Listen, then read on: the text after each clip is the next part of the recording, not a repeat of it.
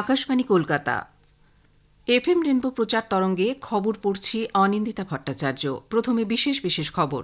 মার্কিন রাষ্ট্রপতি Donald Trump তেহরানকে সতর্ক করে দিয়ে বলেছেন আমেরিকা তাদের উপর আরও বড় ধরনের হামলা চালাবে। ইরানের সর্বোচ্চ নেতা আয়াতুল্লাহ খামেনেইর হত্যা ইরানের মানুষ এবং আমেরিকানদের জন্য সঠিক ন্যায় বিচার বলেও তাঁর দাবি। আমেরিকা ও ইসরায়েলের সেনাবাহিনীর যৌথ অভিযানে ইরানের সর্বোচ্চ নেতা আয়াতুল্লাহ আলী খামেনেইর মৃত্যুতে শোক জ্ঞাপন করতে গতকাল তেহরান, ইস্পাহান এবং মাসাদে কয়েক লক্ষ মানুষ জড়ো হন। এদিকে চীন ইরানে মার্কিন ইসরায়েল যৌথ অভিযান চালানোর পর অবিলম্বে অস্ত্রবিরতির আবেদন জানিয়েছে। পশ্চিম এশিয়ার ভারতীয় দূতাবাসগুলি প্রবাসীদের দূতাবাসের পরামর্শ মেনে চলার জন্য বলেছে। প্রধানমন্ত্রী নরেন্দ্র মোদী আজ তামিলনাড়ু ও পুদুচেরিতে ৭,১০০ কোটি টাকা মূল্যের বিভিন্ন প্রকল্পের উদ্বোধন ও শিলান্যাস করবেন।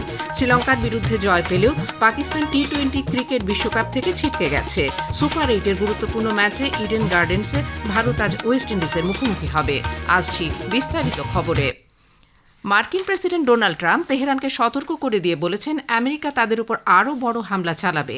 এর আগে তেহরানে মার্কিন হামলার ফলে ইরানের সর্বোচ্চ ধর্মীয় নেতা আয়াতুল্লাহ আলী খামেনির হত্যার পরে ইরান জানায় তারা এর সম্পূর্ণ বদলা নেবে।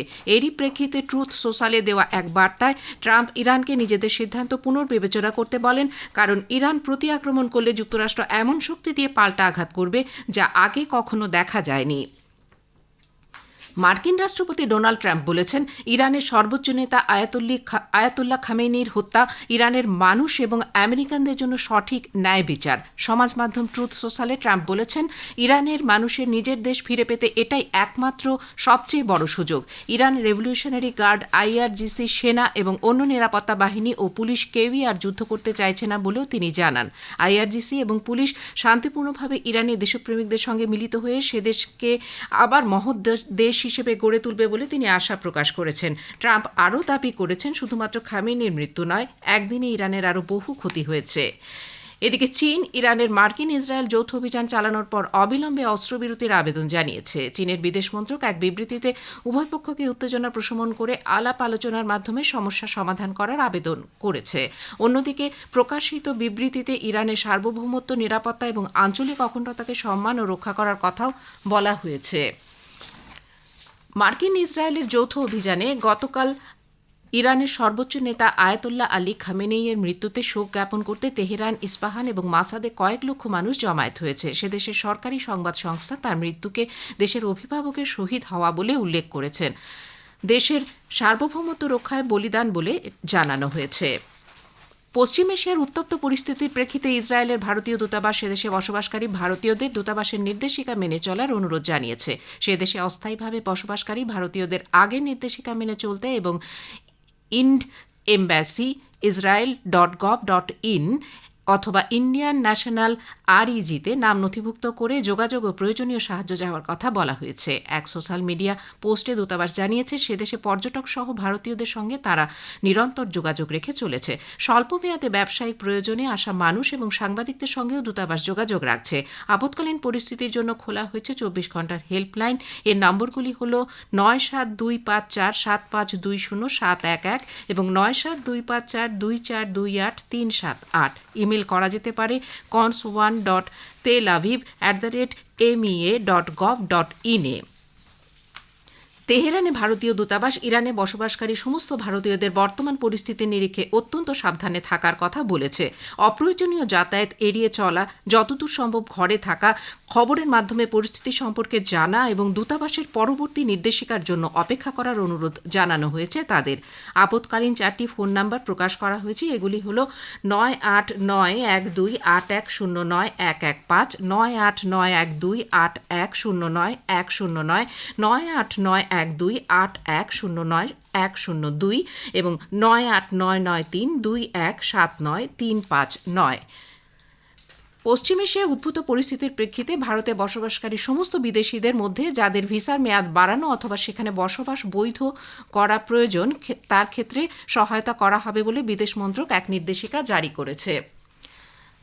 খবর প্রচারিত হচ্ছে আকাশবাণী কলকাতা কেন্দ্র থেকে। আমাদের সংবাদ শোনা যাবে ইউটিউব চ্যানেল আকাশবাণী সংবাদ বাংলা, ফেসবুক ও ইনস্টাগ্রাম আকাশবাণী সংবাদ কলকাতা এবং এক্স হ্যান্ডেল AIR নিউজ কলকাতাতে। প্রধানমন্ত্রী নরেন্দ্র মোদী আজ তামিলনাড়ুতে 4,400 কোটি টাকার একাধিক জাতীয় প্রকল্পের উদ্বোধন ও জাতির উদ্দেশ্যে উৎসর্গ করবেন। মন্দির শহর মাদুরাই থেকে প্রধানমন্ত্রী মারাকানা পদুচেরি এবং পারামাকুড়ি রামানাথাপুরম জাতীয় সড়কের 4 লেনে সম্প্রসারণের কাজের শিলান্যাস করবেন। 8টি অমৃত ভারত স্টেশনের সূচনা করবেন।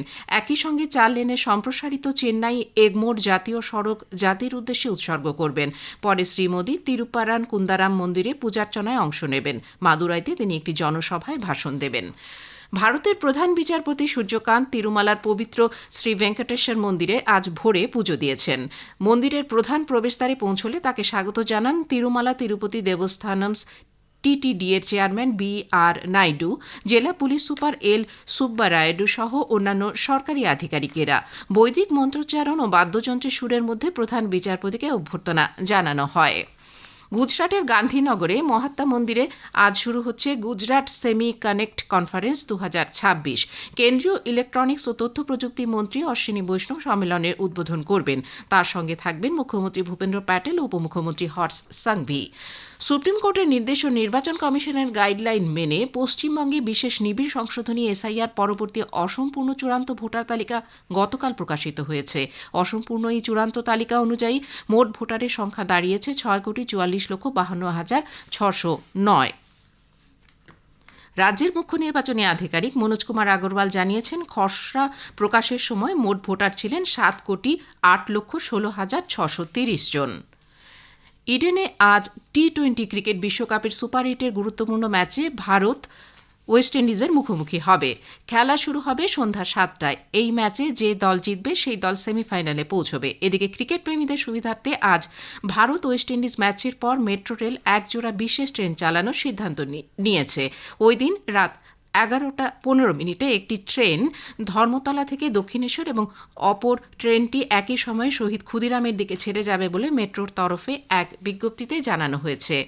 পাল্লেকালে আন্তর্জাতিক ক্রিকেট স্টেডিয়ামে গত সন্ধ্যায় T20 ক্রিকেট বিশ্বকাপের সুপার 8 পর্বের ম্যাচে পাকিস্তান শ্রীলঙ্কাকে 5 রানে হারিয়ে দিলেও টুর্নামেন্ট থেকে বিদায় নিয়েছে।